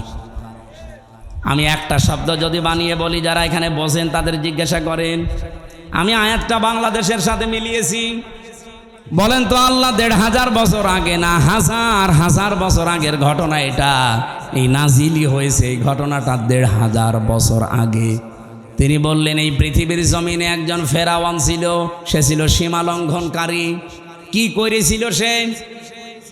ওয়াজআলা আহলাহা শিয়া, এই জমিনে ওর দেশের মানুষের ভেতরে দলে বিদলে মানুষকে বিভক্ত করে রেখেছিল। আমাদের বাংলাদেশের দিকে তাকান, এই ৫৪ বছরে বহু মানুষ এই দেশে দায়িত্বে এসেছে, তাদের একমাত্র টার্গেট ছিল ইসলাম যেন এক জায়গায় হতে না পারে। এবার একটু ৮টা দল ইসলামী এগুলো একটু এক জায়গায় এসেছে, অনেকের মাথা খারাপ হয়ে গেছে। ফেরাউনের অভ্যাস ছিল এই, ওর কর্মসূচি দিয়ে রেখেছিল এরা যেন এক জায়গায় হতে না পারে, এদের দলে বিদলে বিভক্ত করতে করতে ছোট ছোট দল বানিয়ে দাও। এ বাংলাদেশে এমনও দল আছে, উনি সভাপতি, ওনার ছেলে সেক্রেটারি, আর কেউ নেই। কি আমি বানিয়ে বললাম? জেলখানায় আমার সাথে একজনের দেখা হয়েছিল, ওনার নাম আব্দুল মতিন, উনি হচ্ছে আল্লাহর দলের সভাপতি সারা বাংলাদেশের। ওনারে বললাম যে ভাই আপনি তো সভাপতি, সেক্রেটারি কে? বলছে আমার ছেলে। আর লোক বলছে আর কেউ নেই। ওইটাও একটা দল, আল্লাহর দল। এরকম দলে বিদলে বিভক্ত করে রেখেছে। ৭৩টা দল চলছে বাংলাদেশে এখন, শুধু নিবন্ধিত দল ৪৯টা। বাংলাদেশে আরও যেগুলো আছে আমি সেই দিন হিসাব করে দেখলাম ৭৩টার উপরে। তাহলে এই যে ফেরাউন এই কাজ করেছিল হাজার হাজার বছর আগে, আর এই লেডিস ফেরাউনও আমাদেরকে দলে বিদলে বিভক্ত করে রেখেছিল এই কয় বছরে। তাহলে ফেরাউনের সাথে দেশের কাজ মিলছে না। ফেরাউনের কাজ আর একটা ছিল, ইস্তাদিফু তাইফাতাম মিনহুম ইউযাব্বিহু আবনাহুম ওয়া ইস্তাহয়ী নিসাহুম। ওই ফেরাউন দুর্বল করে রেখেছিল এই দলে দলে বিদলে বিভক্ত করে। ওই দেশে পুরুষদেরকে সে মেরে ফেলতো আর মেয়েদেরকে সে বাঁচিয়ে রাখতো। এর দুইটা অর্থ হতে পারে, হয়তো সন্তান হত্যা করেছিল লাখের উপরে, আপনারা জানেন। পুরুষদেরকে মেরে ফেলার অর্থ কি? এই ফেরাউন লেডিস যেটা বিদায় নিয়েছে এইটাও কিন্তু এই কাজ করেছিল, পুরুষদেরকে সরাসরি হয়তো জবাই করে মেরে ফেলেনি, কিন্তু একটা মানুষ যোগ্যতা সম্পন্ন হওয়ার পরে শুধু দলীয় পরিচয় দেখে তার চাকরি হয়নি, তার মানে তাকেও মেরে ফেলার সামিল। আমি কথা বোঝাতে পারিনি? মাওলানা এনামুল হক যেখানে ওঠার কথা সেই জায়গায় ওনার শুধু দলীয় পরিচয় থাকার কারণে ওই জায়গায় উঠতে দেয়নি, ওনারে বসিয়ে রেখেছে সেই যে নিচের চেয়ারে ওখানে। ওখান থেকে অথচ 15 বছরে ওনার ওঠার কথা 5 সিঁড়ি পার হয়ে। এই যে উঠতে না দেওয়া এটাও মেরে ফেলার সামিল। এই কথা বলেন না কেন? আমার সামনে আমি নিজে মনে করেন আমার রোল নাম্বার 1, 50 নাম্বার স্যার, তারে এনে আপনি বসিয়ে দিয়েছেন চেয়ারে, বলেন তো আমাকে মেরে ফেলা কিনা? ফেরাউন এটা করেছিল ওই জামানায়, আর এই জামানায় ফেরাউন এখন ঠিক এই কায়দায় পুরুষদেরকে অলরেডি শুধু ইসলাম মানার কারণে মেরে ফেলেছে। ঢাকা বিশ্ববিদ্যালয়ে মাদ্রাসার ছাত্র ছাত্রীরা ভর্তি হতে পারবে না, অথচ আমার চাইতে অনেক অগা আছে ভার্সিটি ভর্তি হতে পারবে। ইসলামকে তারা কোন জায়গায় নিয়েছে? ক্লাস 5 এবং 8-এ বৃত্তি পরীক্ষায় আগে 100 মার্ক ছিল, এই জালেমরা এসে ওইটাও তুলে দিয়েছে। এর যে কিছুদিন আগে 2 নবীর নাম নিয়ে যিনি বসে আছেন, ডক্টর মোহাম্মদ ইউনুস, কয় নবী? 2 নবীর নাম, অথচ গানের মাস্টার নিয়োগ দিল, শরীর চর্চার মাস্টার নিয়োগ দিল, 1 থেকে 5 পর্যন্ত একটা আলেম মাওলানা নিয়োগ দিতে পারে নাই। এই কথা বললেন না কেন? এই দাবি নাটোরবাসী করে কিনা যে আমরা প্রত্যেকটি প্রতিষ্ঠানে 1 থেকে 5 পর্যন্ত একজন আলেম মাওলানা টিচার চাই? এই দাবি আছে কার? দেখে লিল্লাহি তাকবীর। দেখেন তো হাত তোলেনি কে? দেখেন এটা রেকর্ড হচ্ছে, তোলেন। আপনি কোরআনের পক্ষে আছে এটা আজকে হাত তুলে দেখান। ডক্টর মোহাম্মদ ইউনূসের কাছে যদি নাও যায় এটা আরো সে চলে গেছে ইনশাআল্লাহ। ইব্রাহিম নবীর পক্ষে একটা ব্যাঙ পেশাব করেছিল, তাই আল্লাহ তারে কবুল করে নিয়েছে, তার পেশাবও পাক। আর আপনি আজকে কোরআনের শিক্ষার পক্ষে হাত তুলে কিয়ামতের দিনে এই হাত আপনাকে জান্নাতে নেওয়ার জন্য চেষ্টা চালাবে ইনশাআল্লাহ। আমার ভাইরা, তাহলে পুরুষদেরকে মেরে ফেলতো আর মেয়েদেরকে সে বাঁচিয়ে রাখতো ভোগ করার জন্যে, অথবা তাদেরকে দিয়ে জেনা ব্যভিচার করিয়ে করিয়ে সমাজটা নষ্ট করার জন্যে। ইন্নাহু কানা মিনাল মুফসিদিন, আল্লাহ পাক বলেন নিশ্চয় সে ছিল ফাসাদ সৃষ্টিকারী, সীমা লঙ্ঘনকারী, বিশৃঙ্খলাকারী। এ পর্যন্ত আল্লাহ যদি শেষ করে দিতেন এই আয়াতগুলো আমি বলতাম না। এবার একটা আশার বাণী শুনিয়েছেন, ওয়ানুরিদু আন্নামুন্না, আল্লাহ পাক বলেন আমি একটা ইচ্ছা করলাম। এই এদিকে তাকান, ইচ্ছা করছে আমির হামজা কে? আরো জোরে বলেন। আল্লাহ বলেন আমি একটা ইচ্ছা করলাম, কি? আন্না মুন্না, আমি অনুগ্রহ করব, দয়া দেখাবো, আলাল্লাযীনা, তাদের উপরে, আলাল্লাযীনা ইসতুদঈফু ফিল আরদ, এই জমিনের ভেতরে ফেরাউন যাদেরকে দুর্বল করে রেখেছিল, জুলুম, অত্যাচার, নির্যাতনের স্টিম রোলার চালিয়ে যাদেরকেও দুর্বল করে রেখেছিল ওই বনি ইসরাইল মুসা নবীর দলকে, আমি চাইলাম, আমি আল্লাহ ইচ্ছা করলাম তাদেরকে জমিনে একটু কিছু দয়া দেব। কি দয়া দেব? ওয়ানাজআলাহুম আইম্মাতান, আমি চাইলাম যে তাদেরকে জমিনের নেতা বানাবো। আল্লাহ কিন্তু নেতা বানার আরম্ভ করে দিয়েছে। এই কথা বলেন না কেন? এতটুকু না, ওয়ানাজআলাহুমুল ওয়ারিসিন, আমি চাইলাম এই জমিনের উত্তরাধিকারী তাদেরকে বানিয়ে দেব। আমার তো মনে হচ্ছে খাপের খাপ মুমতাজের বাপ মিলে যাচ্ছে। এখন যদি মনে করেন না ওদের সাথে মেলছে, আমাদের সাথে মেলে না, আপনার সাথে মেলবে কি করে? আপনার আদর্শ আছে, আপনার চরিত্র আছে। রাত 9টার পরে তো আপনার পা ঠিক মতো মাটিতে পড়ে না। আপনার চরিত্র কিসের? আপনি লাল পানি খান, আপনি ডাইল খান, আপনি বাবা খান। আল্লাহ কাদের উপরে দয়া করেছে এটা দেখা লাগবে। যাদের উপরে ফেরাউন জুলুম, অত্যাচার, নির্যাতনের স্টিম রালি চালিয়েছিল, আমার তো মনে হচ্ছে 54 বছরে যাদের উপরে মিথ্যা তহমত দিয়ে উল্টাপাল্টা কথা দিয়ে জাতির কাছ থেকে আলাদা করে রেখেছিল, বিশেষ করে 15.5 বছরে সবচাইতে বেশি জুলুম, অত্যাচার, নির্যাতন যে দলের উপরে করা হয়েছে, ওই দলকে আল্লাহ একটা অনুগ্রহ দিয়ে তাদেরকে জমিনের নেতা বানাবে এবং শাসন ক্ষমতা তুলে দেবে। আপনি বলেন মিলছে কিনা? যদি না মেলে আমি আয়াত পড়বো না। আমার তো কোরআন হাদিস পড়ে দেখতে পাচ্ছি, হ্যাঁ একেবারে 100% মিলে যায়। অনুমাক্কিনা লাহুম ফিল আরদ, আল্লাহ বলেন আমি চাইলাম জমিনে আমি তাদেরকে ক্ষমতায় বসাবো। অনুরিয়া ফিরআউনা ও হামানা ও জুনুদাহুমা, আর আমি দেখাবো ফেরাউনকে, হামানকে, হামান মানে মন্ত্রী, ফেরাউনকে আল্লাহ দেখাবে। এখন লেডিস ফেরাউন এখনো বেঁচে আছে, ওকে আল্লাহ দেখাবে। এমনকি ওর মন্ত্রী পরিষদ যারা পালিয়ে আছে তাদেরকেও দেখাবে। ও জুনুদাহুমা, এমনকি তার সৈন্যবাহিনী, তার দলের লোক যারা, তাদেরকেও আল্লাহ নিজে দেখাবে। এখানে ফাইল কর্তা আল্লাহ নিজে। কি করবেন? মিনহুম মা কানু ইয়াহযারুন, যাদেরকে নিয়ে ওরা সবসময় ভয়ে থাকতো, যাদের বিরুদ্ধে মিথ্যা তহমত দিয়ে জাতির কাছ থেকে আলাদা করে রাখতো, আল্লাহ তাদেরকে বসিয়ে ওদেরকে দেখাবে। এই সিদ্ধান্ত কার? আপনার রাগ হয় কোন কারণে? আজ ডাকশো, জাকশো, রাকশো, চাকশো, শাকশো সব জায়গায় যদি বিজয়েরা হয়, এই সিদ্ধান্ত নিয়েছেন কে? আরো জোরে। আপনার রাগ হয় কোন কারণে? আল্লাহ সিদ্ধান্ত নিয়ে এটা করছে, জমিনের শাসন ক্ষমতা আল্লাহ তাদের দেবে। এ জমিনের উত্তরাধিকারী এবার হবে ইসলাম। আরো জোরে বলেন ঠিক কিনা? এটা দেখতে চান না চর্ম চোখে? 54 বছর তো বিভিন্ন জিনিস আমরা আনকমন দেখেছি, এবার একটু দেখি না কেমন কি লাগে। খালি ইসলাম 5 বছর লাগবে না, 2 বছর চলবে। এই বাংলাদেশ মিনি জান্নাত যদি না হয় আপনাই আমার কাছ থেকে বুঝে নেবেন। খালি 2 বছর চলতে দেন কোরআনটা দিয়ে, 500 আইন আছে এর ভেতরে। 151 জন যদি এবার যেতে পারে না কোরআন বুকে নিয়ে, এদেশ ঠান্ডা করতে কাউকে লাগবে না, 151 জনই যথেষ্ট। এক অধিবেশনে একটা একটা করে আইন পাশ হবে, আর বাংলাদেশের মানুষের ভাগ্যের চাকা খুলে যাবে। মালয়েশিয়ার মতো দেশ 2004 সাল থেকে 21 বছরে তারা দাঁড়িয়ে গেছে, আর আমরা 54 বছরে দাঁড়াতে পারি নাই, শুধু এই ডাকাতদের কারণে। 1628 জন মানুষ এখন দায়িত্বে আছে। এই মানুষগুলো হযরতে ওমরের মতো বানিয়ে দেন, আল্লাহর কসম এই দেশটা মিনি জান্নাত হয়ে যাবে।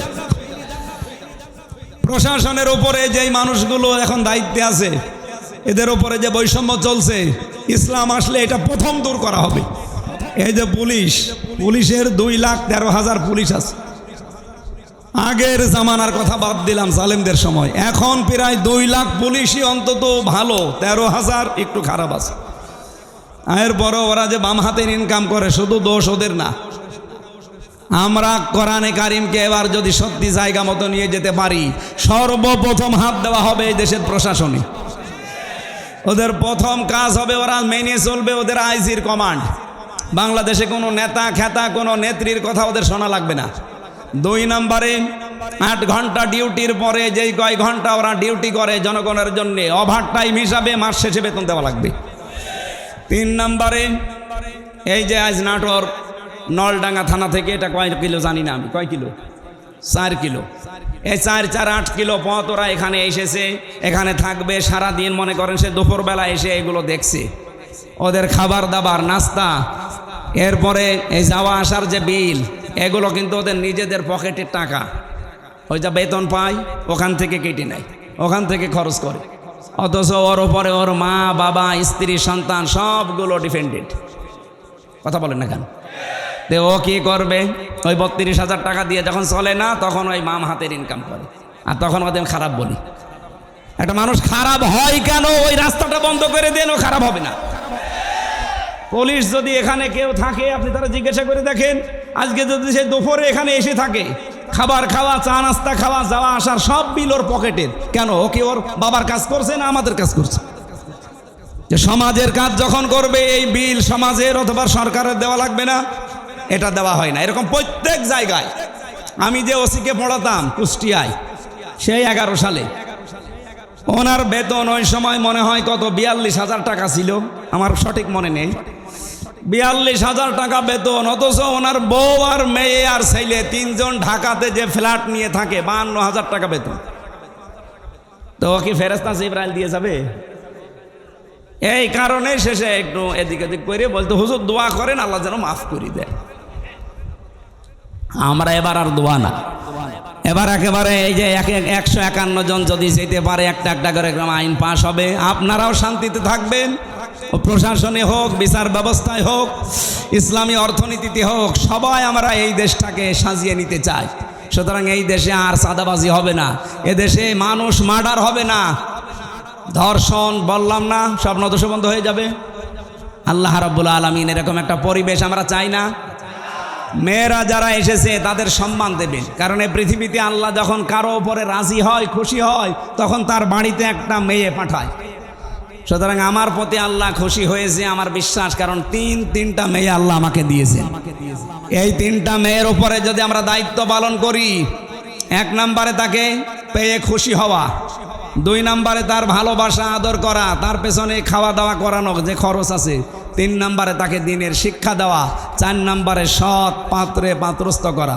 বাকি 3টা আমি আদায় করে অলরেডি ফেলেছি, 4 নম্বরটা বাকি আছে।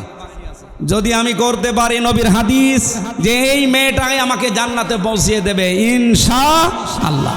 যাদের মেয়ে আছে তারা খুশি না বেজার? খরচ করছেন তো, দিন শিক্ষা দিচ্ছেন, সৎ পাত্র দেখে পাত্রস্থ করবেন, যার বাম হাতের ইনকাম আছে নাকি। আল্লাহ আমাদের তৌফিক দিন। রাত গভীর হয়ে গেছে। মেয়েদের আরও বিস্তারিত বলতে পারতাম, আমার গলা ব্যথা করছে। মেয়েদের এই বইটা লিখেছি আমি। দাম্পত্য জীবনে যে মারামারি, গণ্ডগোল, কলহ, খালি ঝগড়া, এটা মেটাতে হয় কি করে, এখানে 120 পৃষ্ঠা আছে। দাম্পত্য জীবনে কলহ এবং তার সমাধান, এটা একটা মেয়েদের জন্যে, একটা ছেলেদের জন্য, আর এইটা শুধুমাত্র মেয়েদের জন্য। এই যে আদর্শ নারী, এই স্টেজের পেছনে আছে বা গাড়িতে আছে, যাওয়ার সময় নিয়ে ওনাদেরকে পড়াবেন। আশা করছি পরিবারে শান্তি ফিরে আসবে। আল্লাহুম্মা আমিন। লা ইলাহা ইল্লা আনতা সুবহানাক ইন্নী কুনতু মিনাজ জালিমিন। এই মোনাজাতটা বসে করেন ভাই, মোনাজাতটা বসে করেন। রাত 11:10 বাজে। বসেন বসেন, মোনাজাতটা বসে করেন। রব্বানা আতিনা ফিদ দুনিয়া হাসানা ওয়া ফিল আখিরাতি হাসানা ওয়া কিনা আযাবান নার। রব্বুল আলামিন, সারা জীবন অপরাধ করে জীবনটা নষ্ট করে ফেলেছি। কোরআন কারীম শুনতে এসে বহু আশা নিয়ে আজকে হাত তুললাম।